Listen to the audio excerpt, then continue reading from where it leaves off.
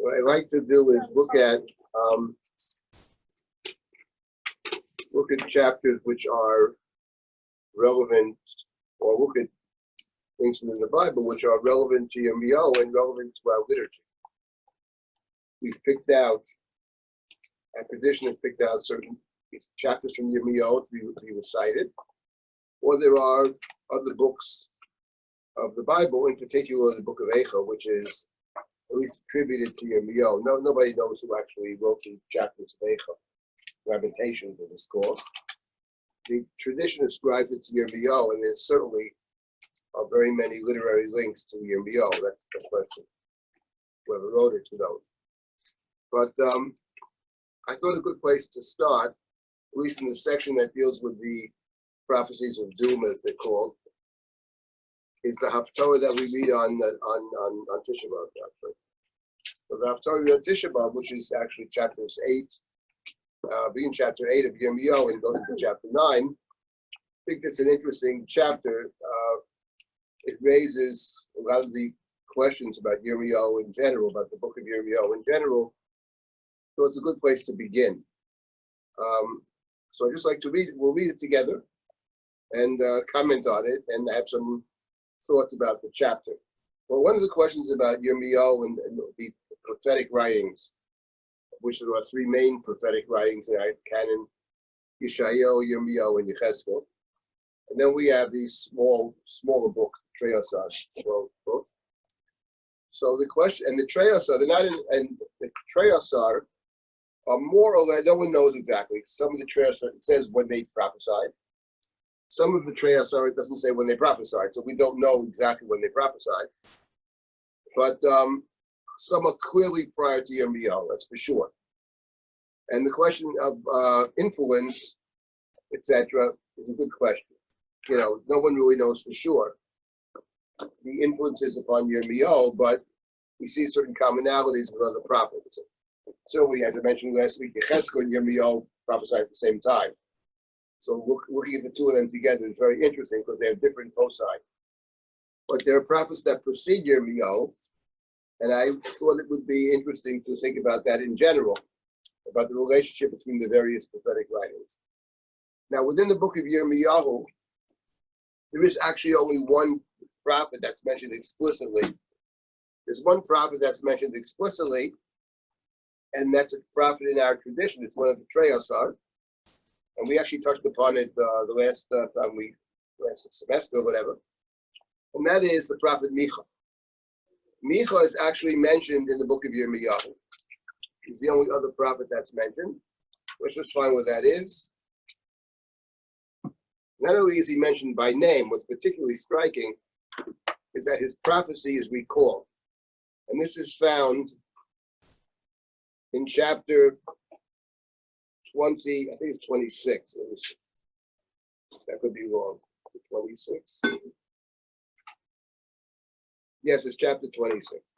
In the JPS, I don't know if you have, which Bibles you have. In the JPS is page 1076. So chapter 26 of Yirmiyahu, verse numbers,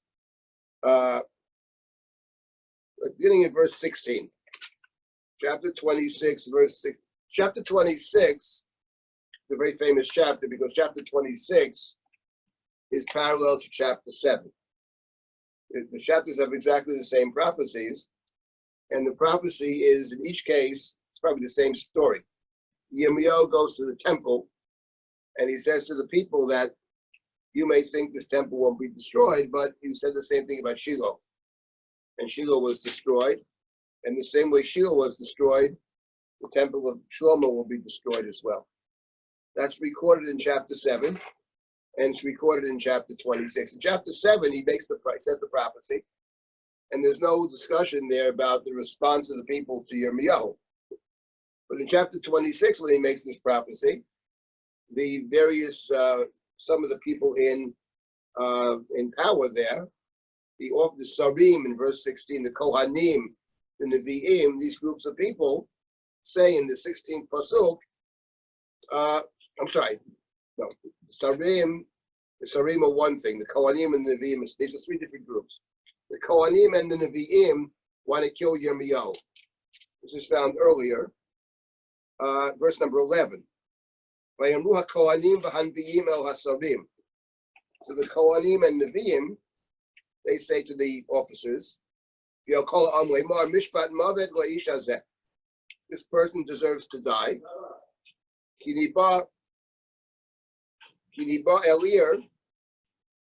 Elir Azot, Kasher Shmatem Bios Nechem. He has prophesied about this city, about its destruction, as you have all heard. And that prophecy, they're claiming is a false prophecy. So he is, either because he's a false prophet, or because he is a traitor. He's accused in the book as well of treason, of siding with the enemy. For whatever reason, the priests and the prophets condemn Yirmiyahu to die in chapter 26.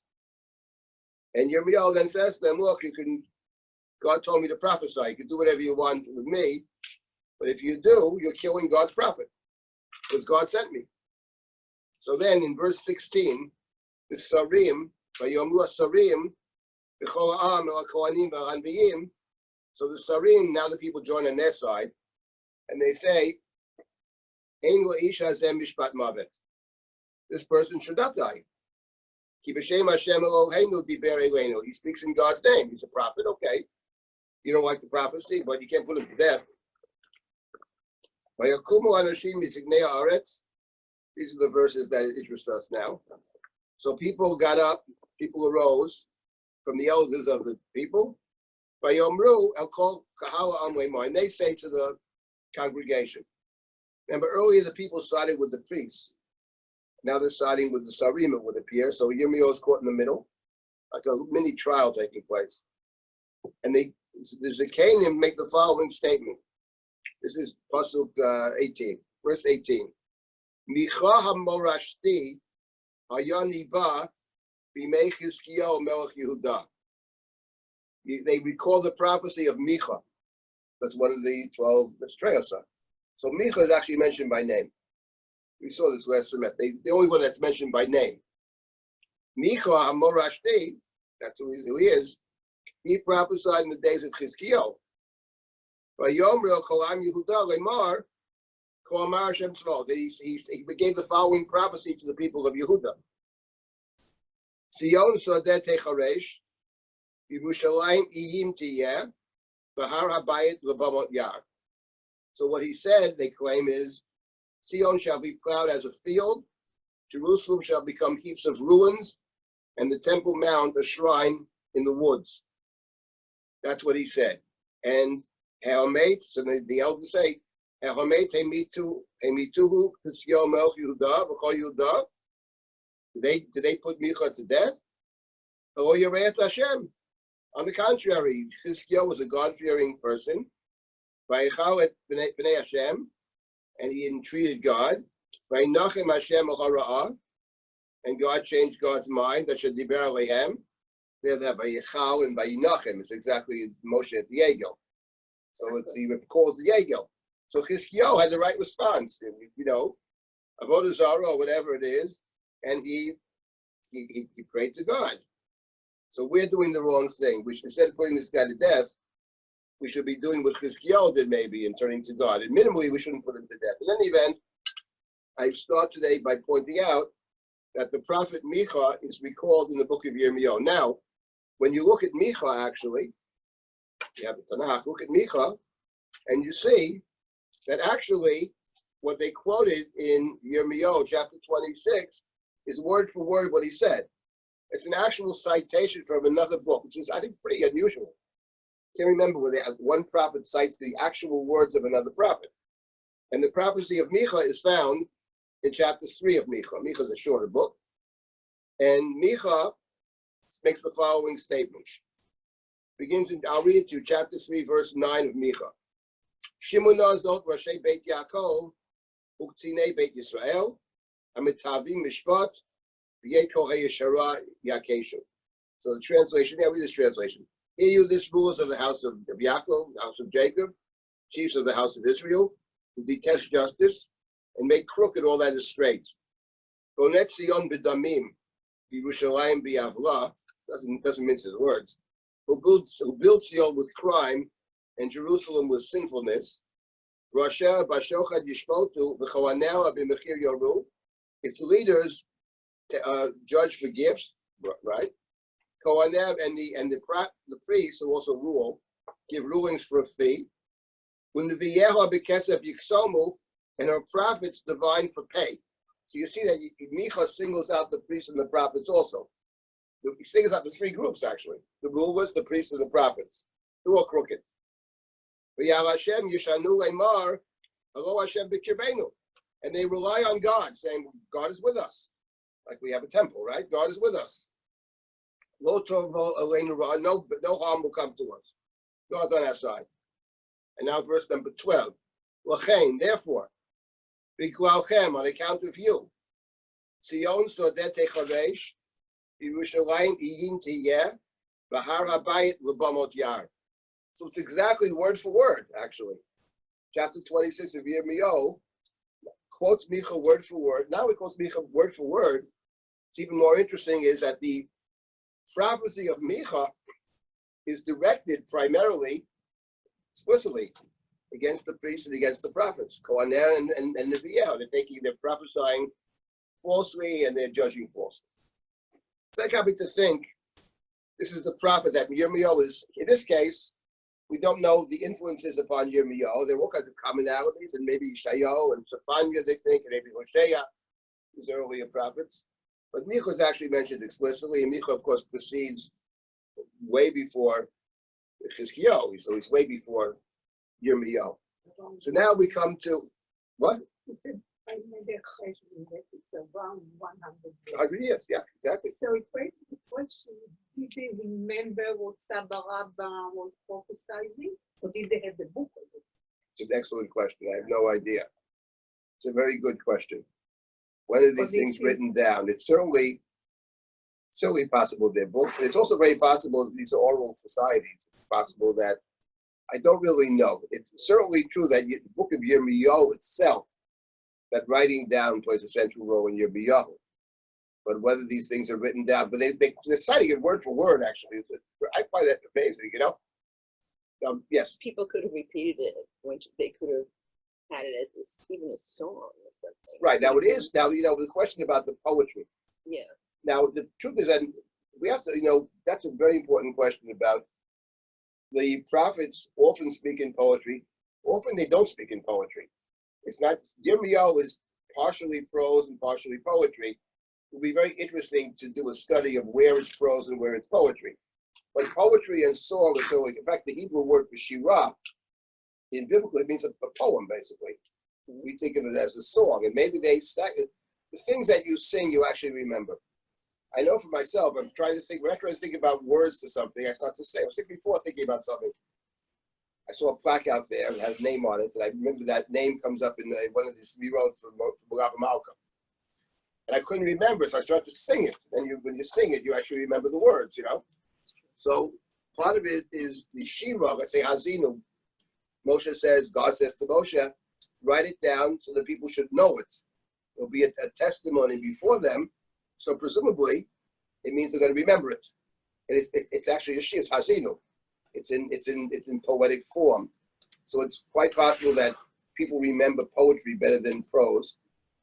We certainly have in our brains, we remember songs and words to songs very well, much better than just remembering the words. I speak for myself, but I think it's true for many people. In any event, the reason I mention this here is because, as I said at the beginning, I like to pick out of these few weeks that we have together sections of Yirmiyahu that are significant to us, not just in terms of the book. Obviously, we want to get to the core of the book as best we can, but there are pieces of this book that our tradition has taken out, has singled out. One way is through these haftarot, and the haftarah for Tisha B'Av is from Yirmiyahu. The haftarot preceding Tisha B'Av, 2 of the 3 are also from Yirmiyahu, first 2 chapters, and the haftarah for Tisha B'Av is from Yirmiyahu. And I think we should take a look at that. So it starts in chapter 8 of Yirmiyahu, and I'll tell you why I gave this little introduction in a moment. The haftarah for begins, we'll actually read through it. The haftarah begins, and it's chapter 8, verse number 13. And if you have even a Chumash, it's in the Chumash too. In this Chumash, it's on page 1231.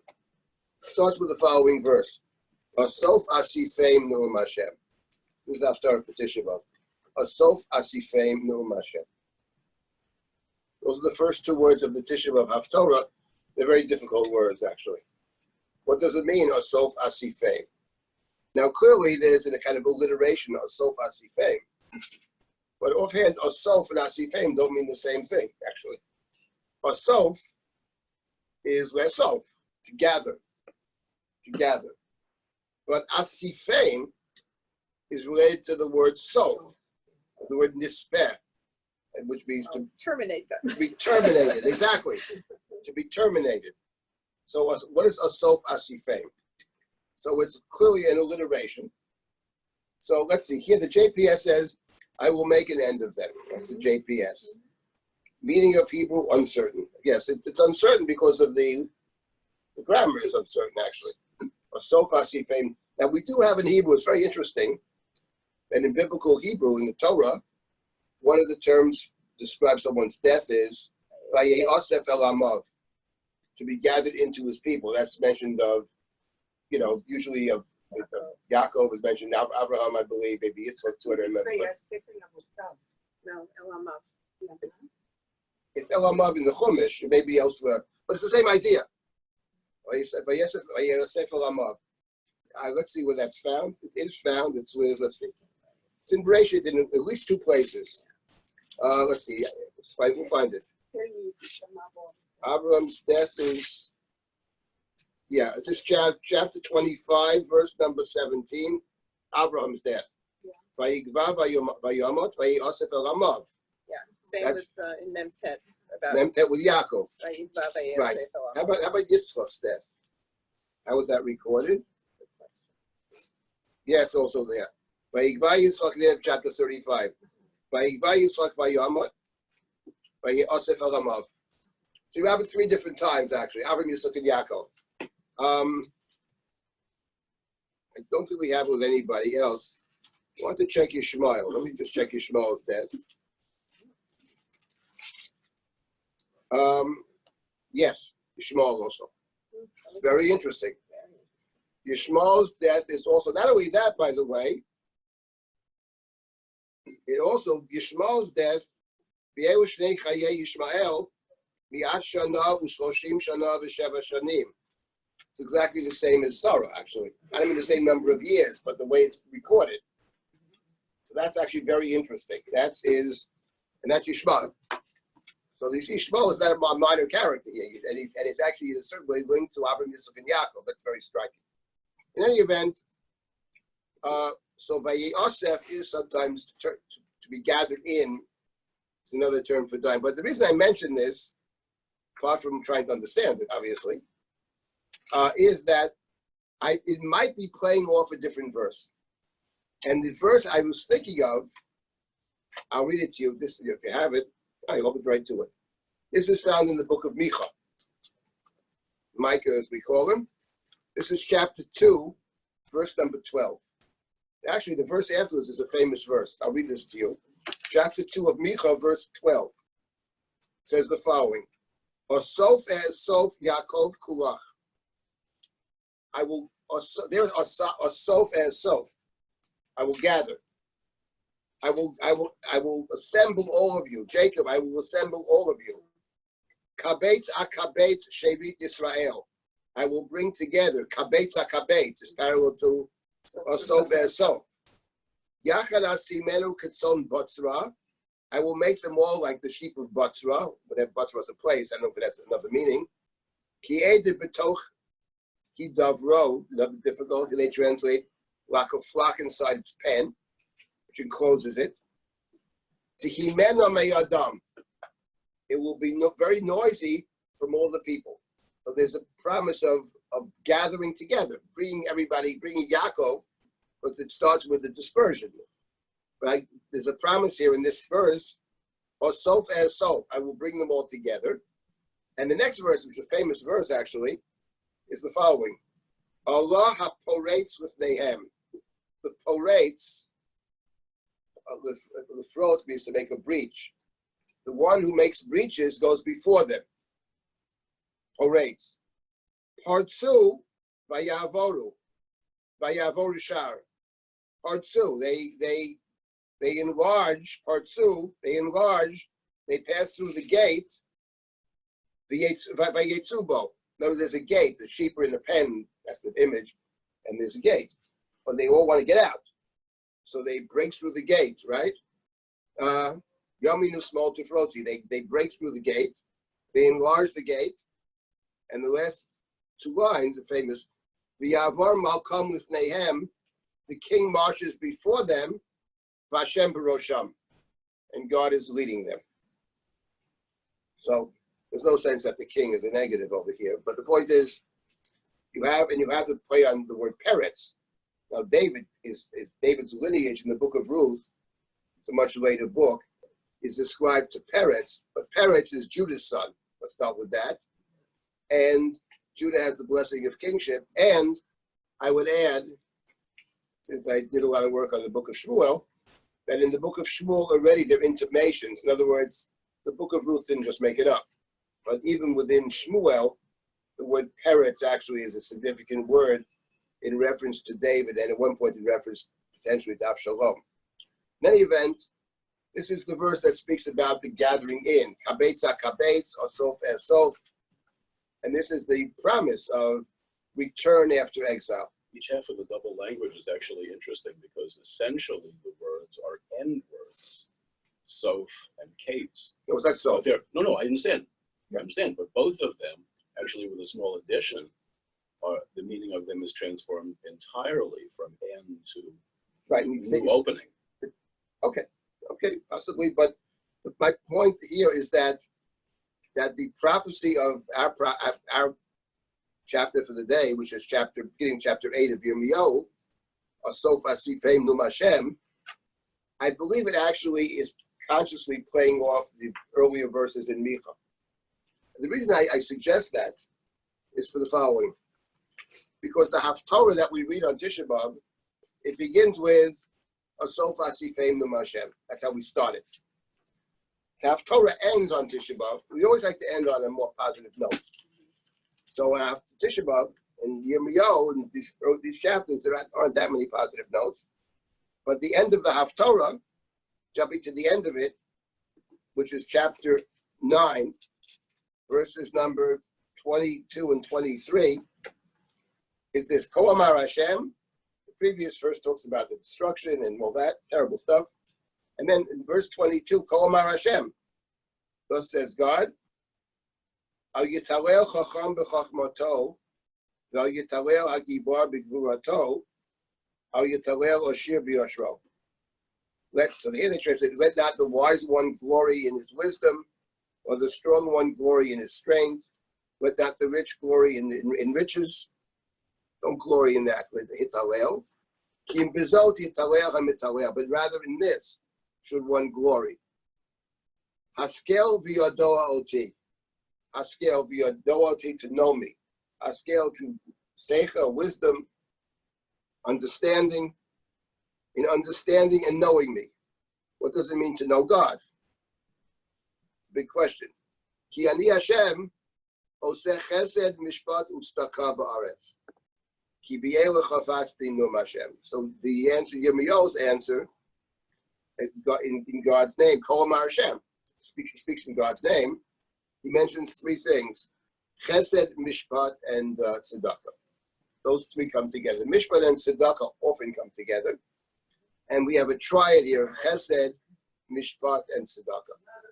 Now, the reason I mention this is the end of the Haftorah for Tisha B'Av, which begins with Asof Asifeim. And what I was wondering about the last couple of days was the prophet Micha, who, as I mentioned, is the only, he's actually mentioned by name, and his prophecy is quoted word for word in the book of Yirmiyahu. So Micha, the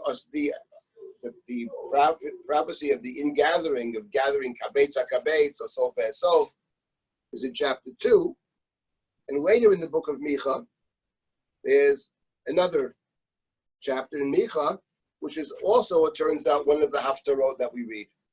very beautiful Haftorah, which begins on, let's find this, it's chapter, where are you, Micha? Here you are. So this is, the Haftorah begins in chapter 5 of Micha, verse number 6. It's a very beautiful Haftorah. Oyoshe rit Yaakov bekerev amim rabim. Right. The remnant of Jacob shall be in the midst of many peoples. Ketal meyet Hashem kirbivim alei Esav, asher lo yekaver leish, lo yachel b'nei adam. So this is like, it talks about the remnant of Israel. That's in exile. And in the midst of many nations, and these nations are described in the next verse as lions, as beasts of the field, beasts of the wild, fierce lions. Someone, if they attack, there's no deliverance from them, etc. And then there's a prophecy of that one day God will cut down the enemies. Right. And then in chapter 6, very famous chapter, beautiful, one of the Haftarah, Shimunait asher Hashem omer, kum rive teorim v'tishmana hagvaot kolecha. Shimu harim et riv Hashem. So God is turning, or Micha is turning God's name to presenting God's case before the earth. God is a case against Israel. Riv Hashem imamo, yim Yisrael yitzvakach. So God is presenting his case to the world, as it were. Ami me'asiki lucha. Answer me. So it's a summons to a trial. What have I done wrong? I took you out of Egypt. And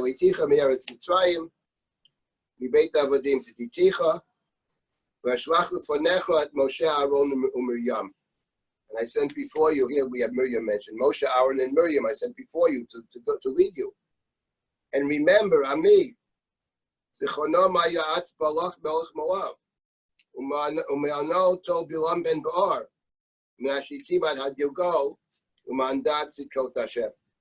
So recall, the prophet recalls the story of Bilam. This is the Haftorah for Parshat Balak, actually.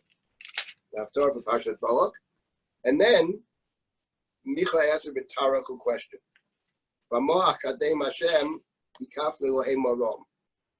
shall I approach God?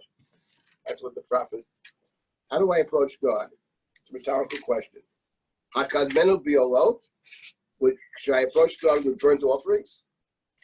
Bagalim b'nei shana, with calves, a year old. Would God be pleased with the alfei elim, with myriads, thousands of rams, myriads of streams of oil? Shall I give my firstborn for my transgression? Maybe God likes human sacrifice. So is that what God desires?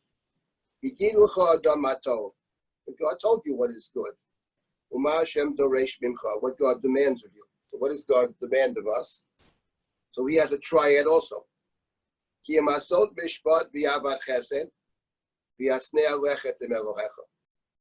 the famous verse. So he has three things. He has mishpat. Yirmiyahu has mishpat, tzedakah, and chesed. It's not bad.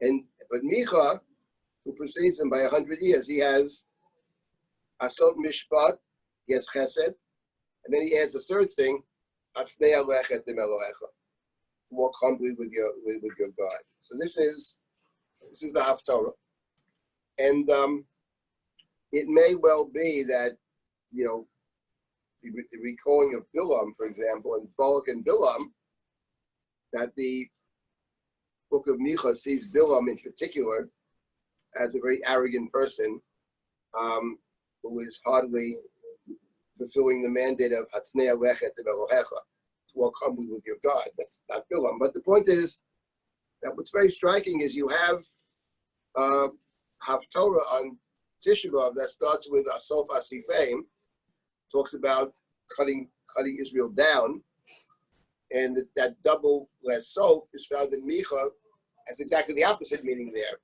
They will be brought back, the king will lead them back, and God's in front, and marching back to the land with king.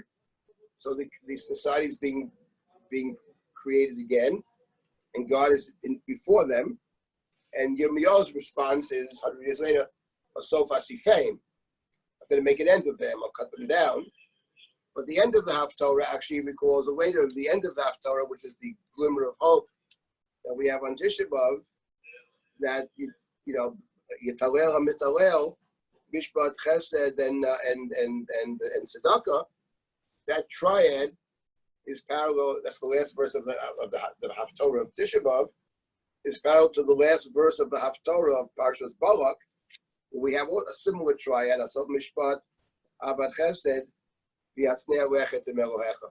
So it strikes me, and given the fact that Micha is explicitly mentioned in the book of Yirmiyahu, that we can make a case, or begin to make a case, that the prophecies of Micha were known to Yirmiyahu. They seem to be known to the public, actually, and that Yirmiyahu plays off them and sort of counters them in his prophecy of destruction, prophecy of doom, which is chapter 8, which was chosen for Tisha B'Av, actually. I think there's other reasons they chose that for Tisha B'Av Haftarah. We'll get to it. Anyway, that's what I want to say at the outset. And it raises the much bigger question as to what extent we can see influence or commonalities of other prophets in the prophecies, in this case of Yirmiyahu, but in general, to what degree these prophets are talking to each other. It is certainly the case, without question, and I mentioned this last week in terms of, not this, but that some of the prophecies that we find in Yirmiyahu, maybe later we'll deal with some of them, have very precise parallels in the book of Yechezkel. They have parallels, but they're not the same. Because each book has its own feeling to it, each book is different. So even when the two things are similar, they're not exactly the same. But the parallels actually are interesting, because when you have the parallels, you really see the differences between Yirmiyahu and Yechezkel. They're very striking. So hopefully we'll get to that as well. I thought it would be nice to read the Haftarah. Yeah. Could it be, we can check that the similarities between the two boils down to going back to the Sefer Dvarim, because they are at the same Which two time. are you talking about? Yechezkel and Yirmiyahu? Yes, because There's no question about that. because Sefer Dvarim apparently appeared at this time, so No, if both right. of them So I would say are this. based on Dvarim. Right. Well, they're I'm similar. based, I don't know, but Yirmiyahu, we'll see it today also. Yirmiyahu quotes Devarim, phrases from Devarim a lot.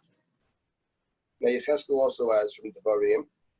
But what I noticed in reading through Yechezkel recently, I'm sure this is known to many people, it's no Kiddush, but the point is that they both cite, but Yirmiyahu is Devarim, I think it's very deeply connected to Sefer Devarim.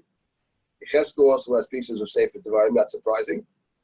But Yechezkel also has a lot of pieces from Sefer Vayikra. And that is also not surprising, because Yechezkel is a priest. Now, so was Yirmiyahu a priest, by the way. They're both Kohanim. But there's a difference between those two. Because for Yirmiyahu, the temple is, for Yechezkel, the temple is actually what's the center of all his prophecies. For Yechezkel is a God-centered book. It starts with this vision of the chariot, and it ends with 9 chapters which describe this new temple, which is at the center of everything. The waters go out from the temple, and everybody is nourished by the temple. And it's all about God, actually. I would say more than that, when Yechezkel speaks about the ultimate return to the land, the verse and another Haftarah, Lo l'manechem ani yoseh beit Yisrael, makes it as clear as you can make. I'm not doing this for you, says Yechezkel, but rather because of my name, which has been degraded. I have to save you, because if I don't save you, what will people say about me? It's what Moshe Rabbeinu said to God, basically more than once. You can't do this to them. How about you have to think about yourself, about your own name. So this idea is found in Yechezkel, actually. Towards the end of Sefer Yechezkel, before he gets to his temple, he talks about the idea that God will save us, bring us back, give us a new heart and all that, but not primarily for our sake, but primarily for God's sake. And that you don't have in Yirmiyahu. That's not Yirmiyahu at all. Yirmiyahu is very different. Yirmiyahu is much more, for want of a better term, Yirmiyahu is actually a very humanistic book. He's a very human person. That's the power of Yirmiyahu. He's very human. And with Yechezkel, he has real feelings. He has real ambivalences. He has real conflicts. He has real anger. He's angry at the people, but he prays for the people. And this you don't really see too much in Sefer Yechezkel. Yechezkel is a completely different kind of book, even the way it begins with this vision of the chariot. It's all about God. It's probably one of the reasons that in Yechezkel you have the language is completely different, but one of the striking features of Yechezkel, there are many of them, is how Yechezkel is spoken to, how he's referred to throughout the book. Ben Adam. It's always Ben Adam. Now, Ben Adam in Yechezkel, I don't get too much into Yechezkel now, but the contrast is very striking. And so Ben Adam, I think, is in contrast to God. Ben Adam means a person, a human being, that's all. It doesn't mean son of man. And it means an Adam, it's a Ben Adam. Yeah, in modern Hebrew, you should be a Ben Adam. You should be a mensch, basically. It's the same word, mensch, basically. So it doesn't mean a person. You should be a good person. But, so one thing is that Ben Adam, this is just a thought that it's not my thought, it's my wife's thought, and I think it's a very extremely interesting thought. I think it's something to it, which is this, that the simple shot of Ben Adam is Ben Adam as opposed to God. But the Torah had another thought about Yechezkel, because I was talking about Yechezkel, this is not in Yirmiyahu at all, but on several different occasions, Yechezkel references Gan Eden. References Gan Eden. And her thought, this is something my gut tells me is correct, actually. Very interesting to work this out. That Ben Adam in the book of Yechezkel, right? Well, Yechezkel says about the Adam Atem, and the famous Gemara statement, the Jews are called Adam, but the non-Jews are not Adam. So actually, I'm not to discuss that, but the point is, Atem Kriyim Adam, I think, may mean something very different. That's her suggestion. Atem Kriyim Adam, you are Adam, is not referring to being a person. We're all people. But Adam in the book of Yechezkel actually is Adam, primordial Adam. He's talking about Gan Eden at least 4 different places. And that makes actually total sense if you think about it, given the fact that the Mishkan, the temple, is actually the replacement for Gan Eden. So basically, Ben Adam then takes on a different meaning in Sefer Yechezkel. Just a person, son of Adam, actually. Because the ultimate goal is to return to Eden. And Yechezkel's temple actually reminds us of Gan Eden. Let's say, for example, the water is flowing out. That's Gan Eden. Nahar Yotzei Me'eden. That's Yechezkel's temple. We heard nothing about this in any Solomon's temple or the Mishkan. There's no water flowing out in the desert. So that's actually a very interesting thought. So in any event, what's striking is, from our perspective, the contrast to Yirmiyahu is Yirmiyahu is I would say a humanistic book, actually, and a very human person. And we'll see some of this today as well. Could it be Yeah. that in the book of Yirmiyahu is more like a hero, a character than Yechezkel? Very much so. Because he had a scribe. So if you have somebody watching you, if it's not yourself who is writing, but somebody who is your disciple, yeah. Somebody who is watching you, somebody who is other than you, he maybe takes more to write a novel about you, to write your biography.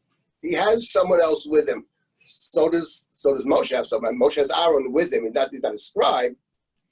And Moshe does write his own book, Sefer Dvarim. And the Talmud says, the Talmud in Bava Batra talks about who wrote the different books of the Bible. It's very interesting. I mean, because it can't possibly mean what it seems to be saying.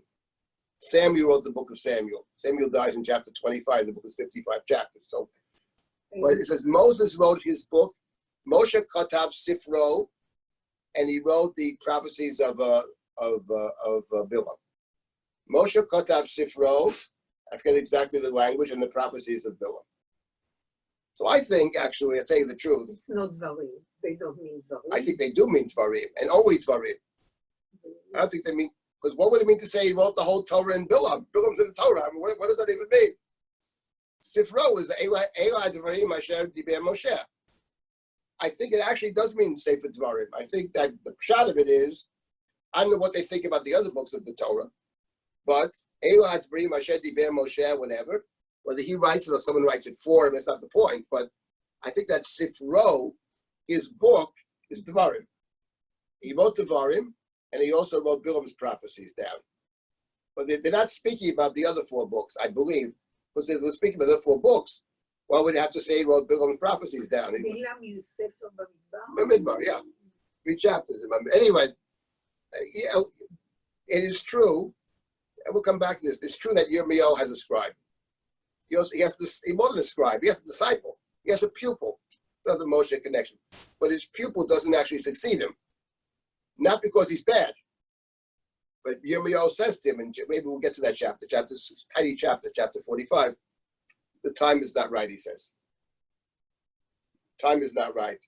It reminds me, actually, and I want to get to the Right text. for what? You can't succeed in this world. The point is, we live in terrible times. It's chapter 45. He says, we're living in times of catastrophe. It's a 5-verse chapter, I think. Baruch ben Neriah, a prophecy concerning Baruch ben Neriah. It says, Baruch, Alecha Baruch. You think you're going to be great. The times do not allow for that. We live in terrible times. People are dying all over the place. You will survive. That's the best. In this world, that's the most you can do. It reminds me of a statement in the Talmud, actually, about the person to whom the blessing of Mashinim is actually ascribed. Shmuel HaKatan. Samuel the Small, Shmuel HaKatan. So they were talking about this one Ezra, we have 18 blessings, so we hear the 19th blessing. And they said about Shmuel HaKatan, there is somebody amongst us who could be another Moses, Moshe Rabbeinu. Ein Doro Roi Lokach.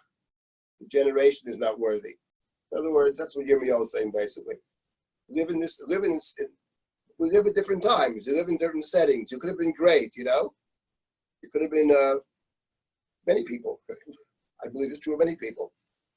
Person has unbelievable abilities, but is in a place where gets no education, gets no assistance, gets no whatever, and you have a different mission maybe, but you can do something that in a different setting, where you're born in a different place, a different time, a different family, you would have done something very different. You have all the abilities, but the time is not time. The time and place is not right for you. That's what Yirmiyahu says to his disciple Baruch. It's not like the discipleship, let's say, of Elisha's disciple Gehazi. Gehazi is the wayward pupil who doesn't listen to the Rebbe, who contravenes him. It's different. So the two have disciples. Are Moses as a disciple and Eliyahu Hanavi. They have Elisha and they have Yoshua. Those are the same names. So the discipleship is it's part of the tragedy of Yirmiyahu. He has a pupil, a devoted pupil, I would add. And Dick writes down all his words, says it exactly as he said. It's exact. But he says, look, it's not. You're going to survive, but we don't choose our path in this world. Anyway, let's start the Haftarah now this is the Haftarah for Tisha B'Av. Okay, and it's of course from Yirmiyahu, and it begins in chapter 8. You have a book? Chapter 8, verse 13. Asof Asifeim Ne'um Hashem. I wish we had Tanakh here. This is not good. I'm going to read through it. Ein anovim b'gefen, v'ein tenim b'teina, v'eolen novel, v'yetein lahem yavru. I'll use this translation.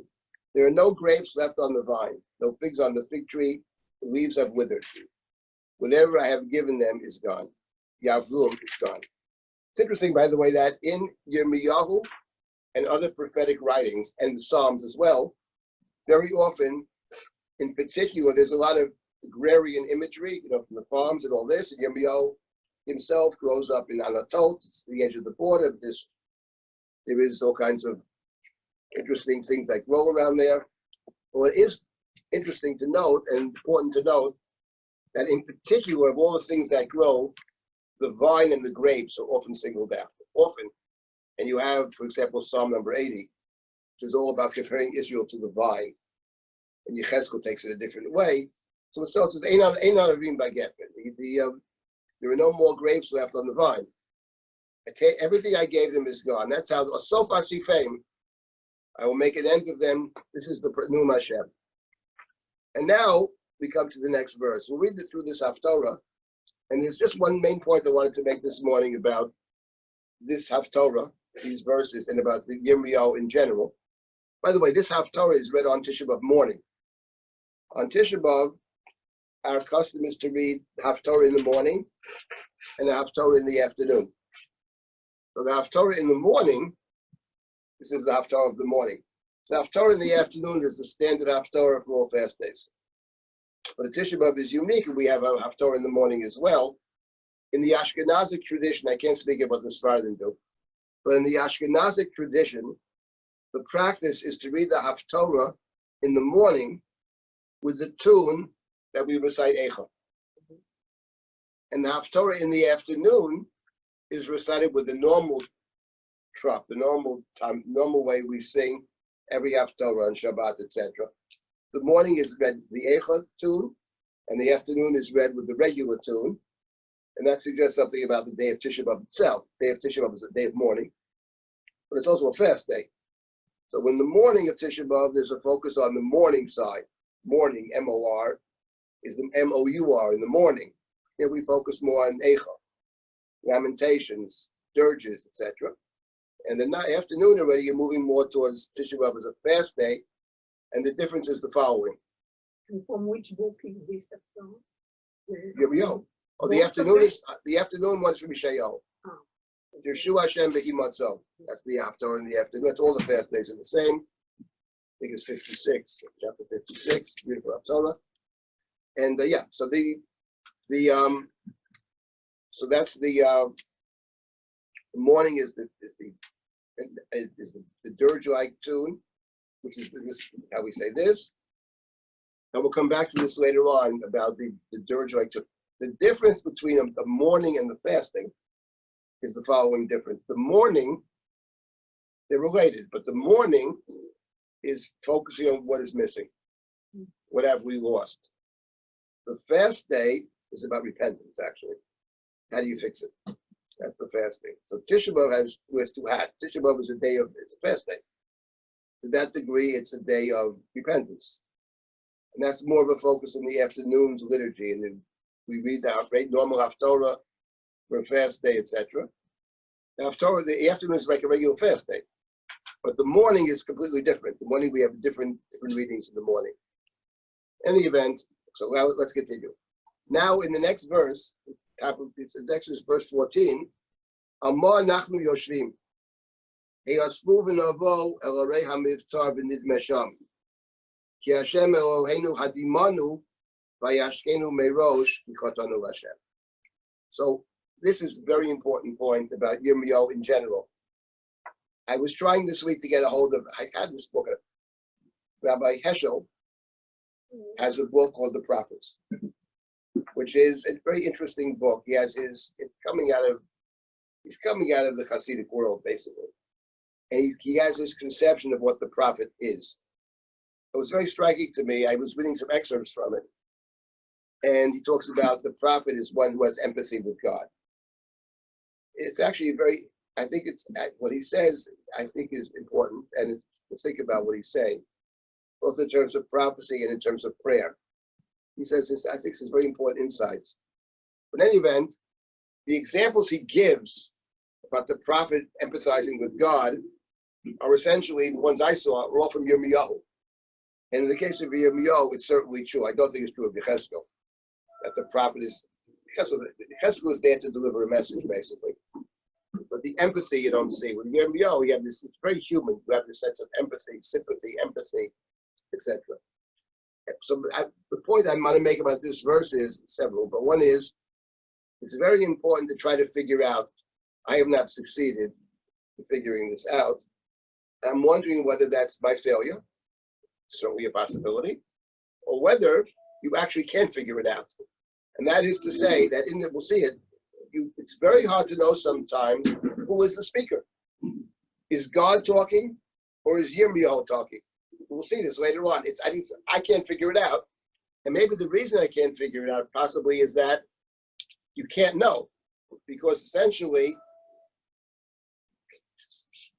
Yirmiyahu speaks for God, but sometimes if God is the speaker here, it's in the most human terms imaginable. We'll see this in a few minutes. But in this verse, the people are talking. Why are we sitting over here?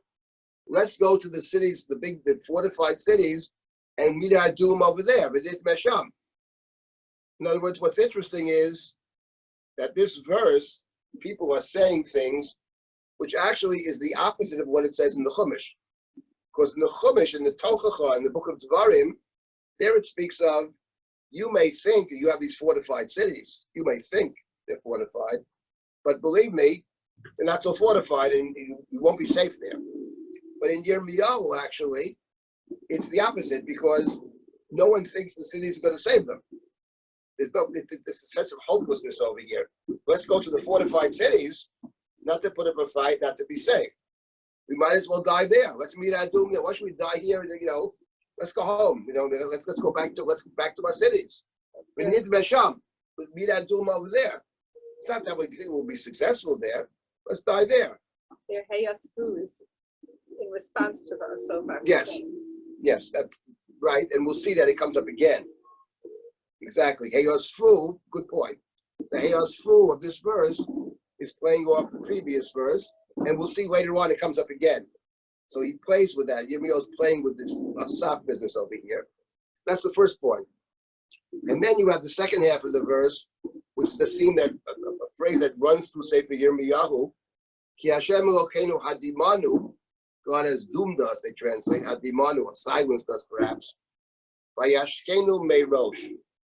He has given us to drink mei rosh. Now mei rosh here, they translate as a bitter death. And I'm sure that's basically right, because you have it in the book of Devarim, in the covenant which is described in we stand before God, and then it talks about this covenant that everybody enters into.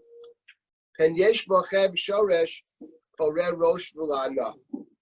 And that whole chapter, which is chapter 29 of Devarim, actually, references the Sota.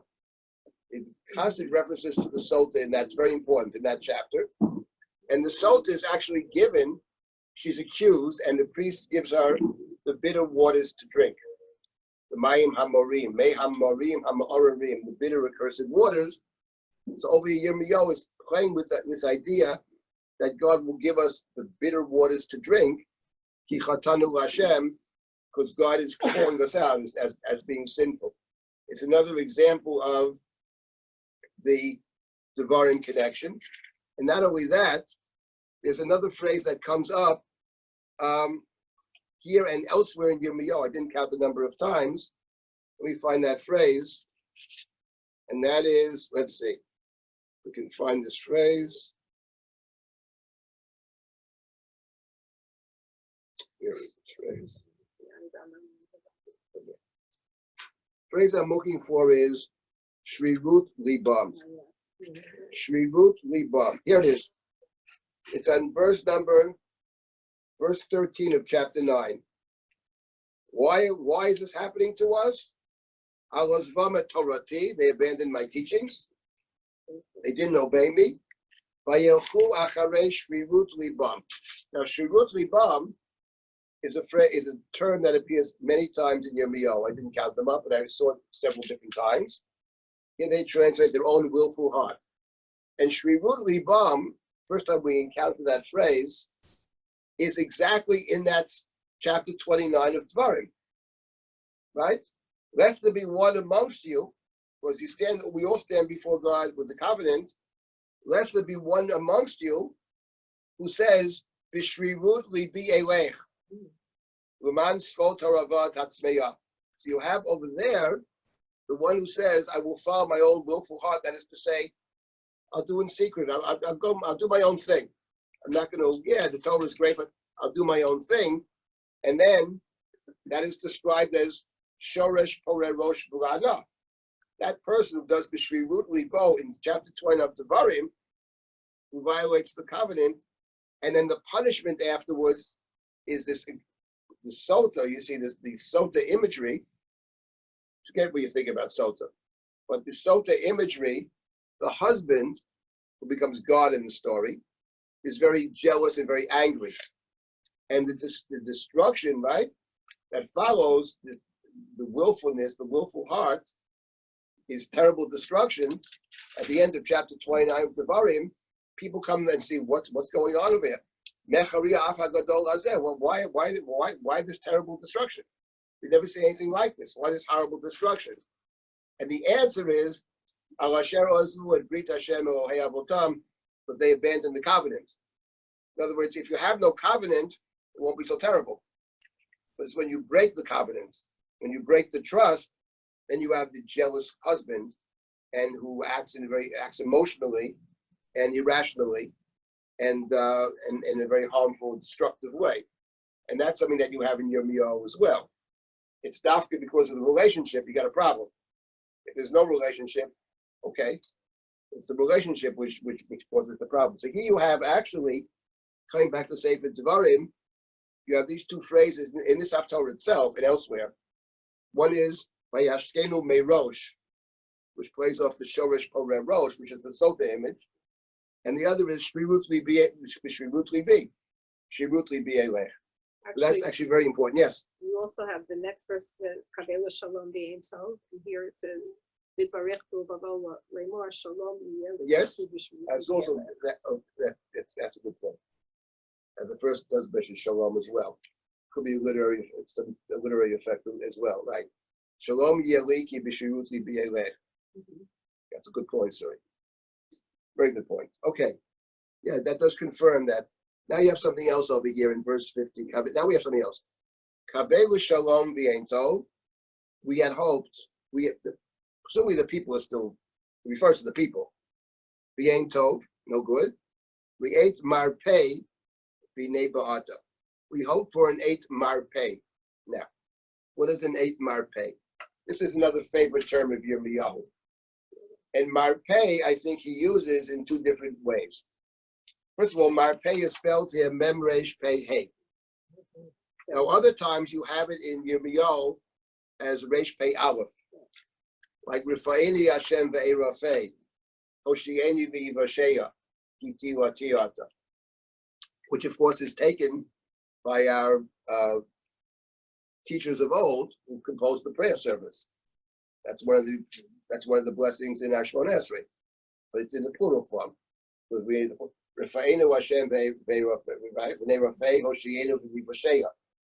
And you see, by the way, that something which is very true. I just saw this recently in an article by Reuben Kimmelman, and it's very true.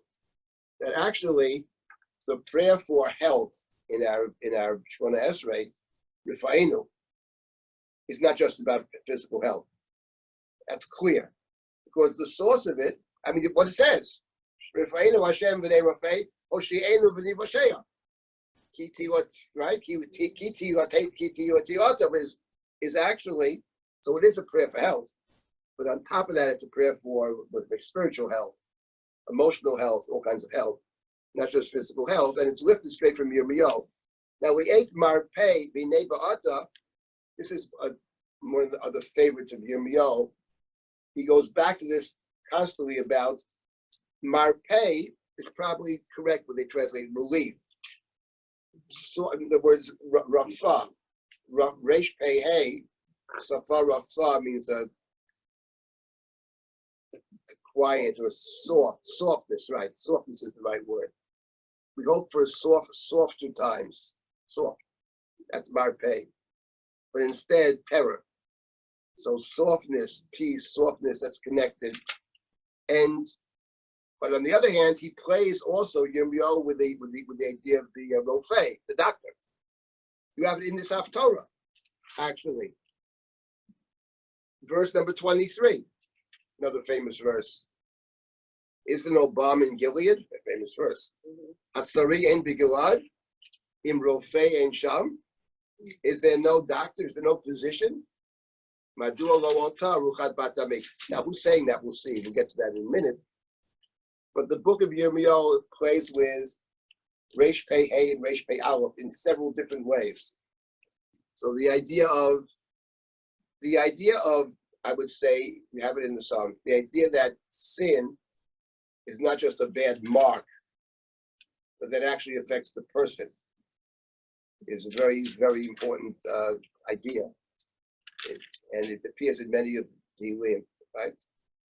We ask God not just to not count the bad marks against me, but to give me a new heart, to purify me, right? The famous was the Psalm 51 or 53. What Psalm is that? 51? No? Right? Lev tahar broli Elohim. Ruach nachon chadesh b'kirbi. Give me a new spirit, give me a new heart, right? That's a very beautiful psalm. Psalm 51. Let's see, Psalm 51. It's familiar to all of us. A lot of it appears in our prayers, right?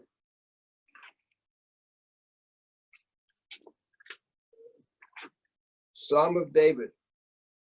When Nathan the prophet came to him after he had come to Bathsheba. It's a psalm. It's ascribed to David's, right? Chaneni Hashem kapseni me'avoni. Cleanse me. So it's not just about I did wrong. Kapseni, cleanse me, right? Purify me, cleanse me, right? So he talks about this. He talks about Tichateni be'ezo, purge me with hyssop till I am pure. Chapseni umishel galbin, etc. So it's a very, very famous psalm. And give me a new heart. Lev tahar broli Elohim, atashlicheni milfonecha, ruach kodshecha tikach mimeni. This is our prayers, basically, right? Don't take your Holy Spirit away from me. This is so that you have this idea of refaini, to be healed. Actually, healing. It's not just about don't count the a bad mark, whatever, but it's more about the healing, which is very central. It appears in Yirmiyahu many times, actually, many places. That's another interesting study, by the way. That often Yirmiyahu, the language and some of the Tehillim we have are very, very similar. So it's very hard to know these things. The question of influence, the question of commonalities. Maybe there's a fifth. Maybe there's another text out there that they're all feeding off something else. Maybe it's not a text. No, it's impossible to know actually. But we simply know the commonalities. In any event, now let's continue. Just read through this. Bidan nishma nacharat susav, mikol mitzalot abirav rasha kol haaretz, vayavo vayochu eretz u'mola yirvio shveva. So this is what we're hearing. It's the sense you have over here is a loss of hope. Actually, that's the sense you have. People who are kabela shalom v'yein tov. Let's go to the cities. We're doomed anyway. Let's go back home.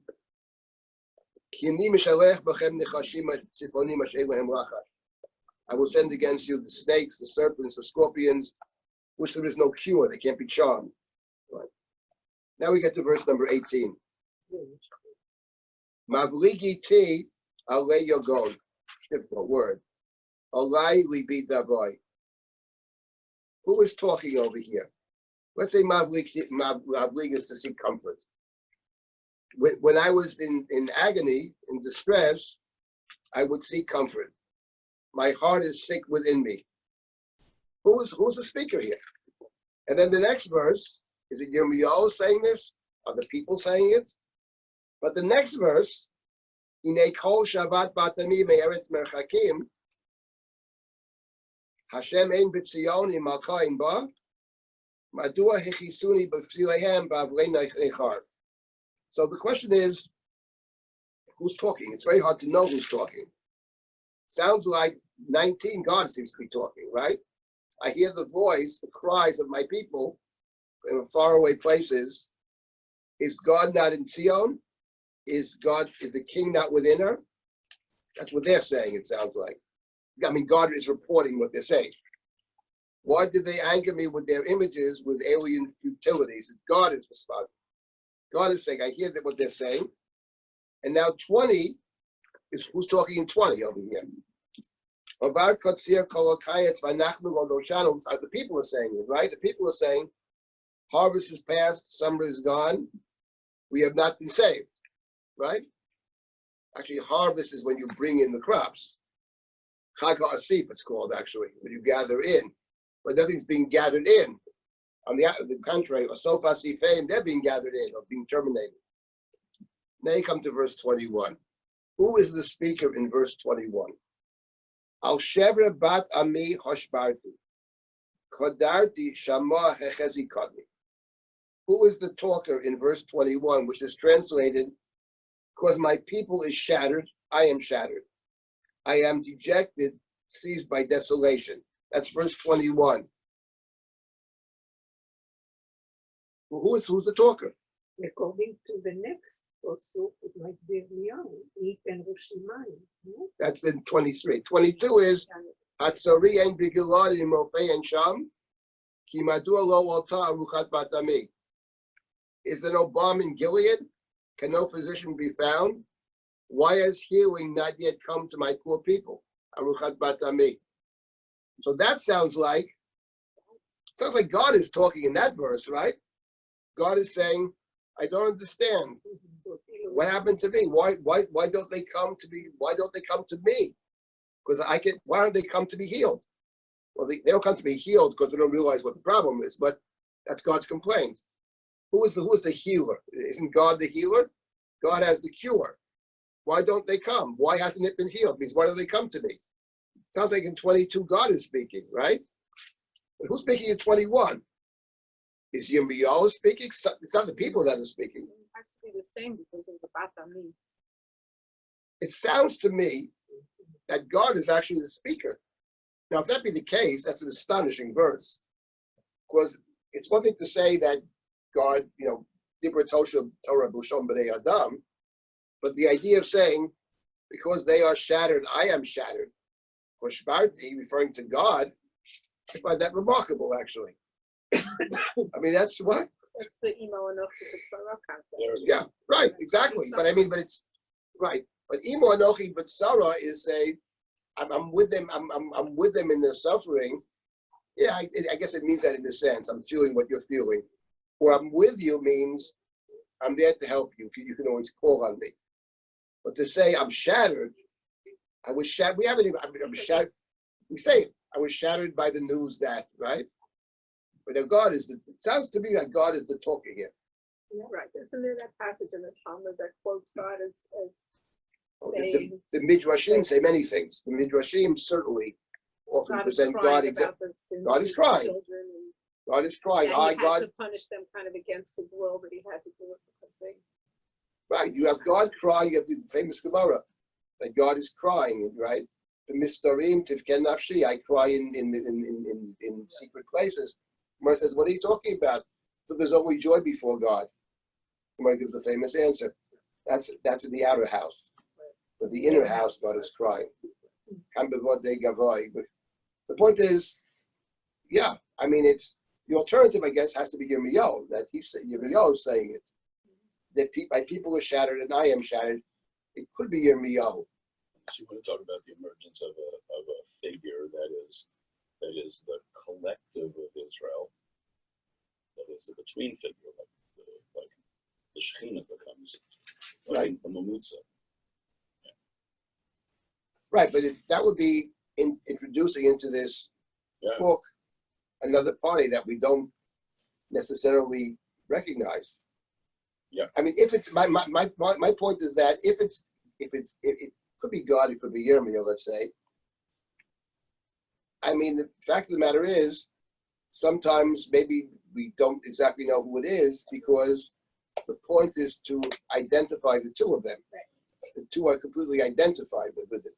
And then you have in the next verse, V'yitain Roshi Mayim, Ve'ini Mekar Dima, V'yevke Yomam V'layla Et Chalei Batami. Would that again, who's talking over here? It could be God again. V'yitain Roshi Mayim, right? What do we have? Is there a pasuk in Eicha that's similar to that? Or I don't remember. By the way, this is exactly what happens when you read the Maggid of Ezra. Or what? You don't know if he's talking about the divine or the human. It's impossible to tell. Right. Yeah. I mean, it's. I would want not now, but I did want to take a look at the chapters of Eicha. Not now, but moving forward, look at Eicha. First of all, we read Eicha. It's part of our liturgy, so it's good. And the second thing is that the book of Eicha is ascribed to Yirmiyahu. We have no idea who wrote it. It seems like a collection of 5 chapters. But the book of Eicha, actually, the 5 chapters of Eicha are not just Lamentations. The 5 chapters of Eicha, each chapter has its own message, different messages, different ways of seeing it. And there's something about the book of Eicha, whether Yirmiyahu did write it or didn't write it, who knows? But the fact is, there's something else about the book of Eicha as we have it before us, which is very striking and that important. And that is that the book of Eicha talks about the collectives in chapter 1, 2, 4, and 5. Chapter 3 is completely different. Ani HaGever, which consists of a triple alphabetical chapter, written all in the first person. I am the one who has seen. There's something about personalizing it, actually, which is very striking. And that you have in the book of Yirmiyahu more than any other book we have. The idea of the personal trials and tribulations of this person. He's a prophet, yes, but his own personal suffering, his own personal difficulties is very striking. And on Tisha B'Av, we are reading the book of Eicha. And the book of Eicha is about the people. But it's also about a particular person, every person. Ani HaGever, which is... So there's many, many links to the book of Yirmiyahu. I think it'd be a very fruitful examination. Anyway, let's yes, what do I say? And I think that's why there is a refrain here. Like every group of psukim finish with Ne'um Hashem. Yes, that is true. It's really like a structuring refrain. So it gives us, it affirms the fact that this is Ne'um Hashem. Yes, So maybe, I was going to mention that. It is true that you have it constantly throughout. Ne'um Hashem appears constantly throughout. yeah. And that's actually very interesting. Someone just spoke to me the other day, asked me the question, what do I make of this phrase, Ne'um Hashem? He was referring to Yeshayahu, it appears many times too. What is the particular point of Ne'um Hashem? So you actually raised a good question. It operates as a framing device here. That could well be true. But Ne'um Hashem is opposed to other things, Kol Amar Hashem. We can talk about that. I don't know. Talk about it. I think when it's not so clear anymore who is talking, Right. there is this extra. That is true. That's possible. Toda, like Yes. this is the words of God. Right, exactly. You have it, the term Ne'um Hashem. When does it first appear in the Bible? You know? First time you ever had In it. the Torah, in the With Torah. Bilam. The Torah. Oh, You have it with Bilam, and there actually, that is the point. Because the whole point is that Bilam is hired to give his own to it. And the point is what God says to him explicitly. The words I put in your mouth are what you're going to say. So no one should think, by the way, that when this guy, what do you mean he's blessing Israel? What does his blessing matter? Some hired prophet. No. God actually said this. Nu'um bilam b'no ba'ar, nu'um ha'gever shetu ma'ay. He says it on 2 different occasions, or three occasions. Any event. What do you want to say, Suri? No, it's First of all, what time is now? I lose track of time here. 11:15. When do we start that? 15 minutes? Oh, Yeah. okay. What do you want to say? No, I was just looking in Eicha, Parak Bet, so it calls Bnei Israel Bat Zion all the time, but then it says Kalu Badmot Einai Chamamoru Me'ai Nishpach La'aretz Kvedi Al Shever Bat Ami. Yes. That's one of And that is actually similar- very right. So you have Bat Ami yes, you have Bat Ami there. Let me say that in general, Kayam- something else very interesting. There are many interesting things. I'm saying interesting things. We're not going to get into it now, but here's something to think about. We have 5 Megillot. Let's leave Kohelet out of it. You know what I mean? Leaving Kohelet out of it. But the other 4 Megillot, we have Ruth and Esther. Those are two. We have Shir Hashirim. So Ruth and Esther are basically the heroes of women. Not the only heroes, but the main heroes of women.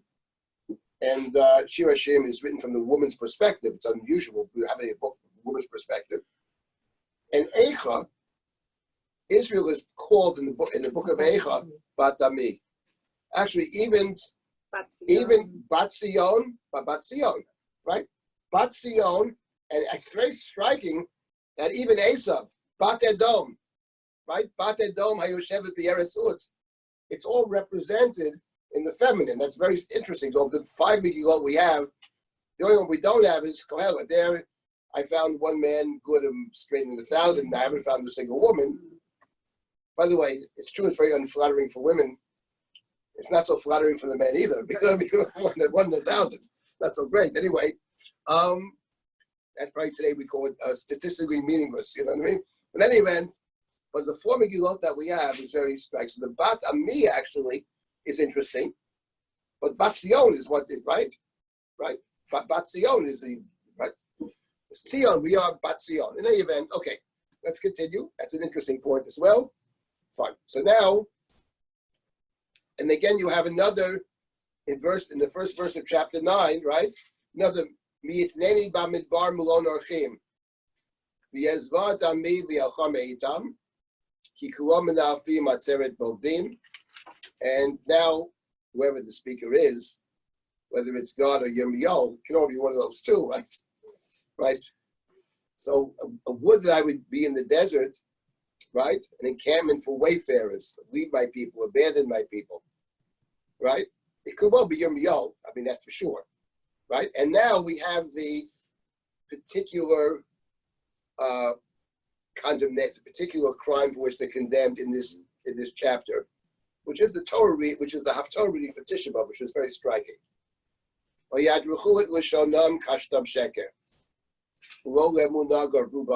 verse number 2 of chapter 9, so we have these Nu'um Hashems over here, but what's interesting, what's picked out over here in the chapter, in this verse, in verse number 2, is the way they speak. They speak with falsehood. They bend their tongues like bows, right? They speak in treachery, with shonam. And you have it later on as well. Verse number 3. Ish meriel ishameru v'yakol ach al tiftachu. Ki kol ach akov Yaakov v'chol rea rachil yahalo. Don't trust anybody. You have to be careful of your own brother. Akov Yaakov. So akov actually means crooked, right? Or Yaakov u'mishar. So it's a reference to Yaakov in the way he speaks or misspeaks. And then you have choreya rachil yahaloch, right? Rachil means to rachilus, right? Right? Or telech rachil biyamecha, we have in Vayikra. A rachil means a merchant. It means a person that goes around, meets a lot of people, and tells a lot of stories and talks about other people, etc. In the tradition, that's called rechilut. So it's all about speech over here, actually. It's very striking. Verse number 2 is about speech. Verse number 3 is about speech. Verse number 4 is about speech. Ish b'rayeu yehatelu v'emet lo yedaberu. They speak yehatelu, literally this mockery. They translate falsely, but al yosef paro hatel, which means don't say things that you know to be untrue, as if you're making fun of me. What? Avichem Heitel be, right, exactly. They speak deceitfully, change my wages 10 times. So you have the same thing. You see, by the way, that the rabbinic tradition that we were exiled in the Second Temple, not for the big crimes, the Sinat Chinam actually has a reference point over here in this Haftorah. We read on Tisha B'Av morning, and what's singled out primarily is the way we talk to each other, the way we speak to each other. And to me, that's it's not there's no society. it's not a Avodah Zarah, right? So, but it has a basically. His point is mirma shiftecha betoch mirma b'mirma me'anu dat oti nu'um Hashem. The funny thing is, we read this every year. You know what I mean? Maybe we're very tired. I find this message incredibly powerful. You know. His point is, you can't actually get to first base. You can't actually move forward if you're living in a world where you can't trust what anybody says. It's all, it's all spin. He's saying he's flattening Fake the news. society because What? He's flattening the society because it is not a society. Right, because The individuals are at war with one another. Right, and the war is Family basically to friends. right. You can't actually have a conversation back because you can't believe what the other guy's saying. So how can you even? You refuse to know me. That's I find an incredible, powerful statement. But notice the amount of focus on speech. I mean, all different kinds of misspeaking. Lishonam, right? Kashtam Sheker is one. And then verse number 2. Then you have this Okov Yaakov. Then you have Rachil. Then you have Yehatelu. And Emet Lo Yedaberu. Then you have Daber Sheker. Havenilu, crookedness, right? Mirma. And then Mirma in 5. And later on you have more. Later on, where is it later on? Yes, verse number 7. Chetz shachut l'shonam mirma diber. V'piv shalom et re'eu yedaber, u'v'kirbo yosim arbo. Here they translate, shachut's a difficult word, but shchita means that you cut. So sharp. Shchita is a sharp instrument. The knife has to be very sharp. So their tongue is a sharpened arrow. They use their mouths to deceive. One speaks in friendship, but lays an ambush for him in his heart. So you see the extent to which, I mean, that, it will be actually an opportunity. I never had a shul, you know what I mean? But Tisha B'Av morning. So how are we actually talking to each other, you know what I mean?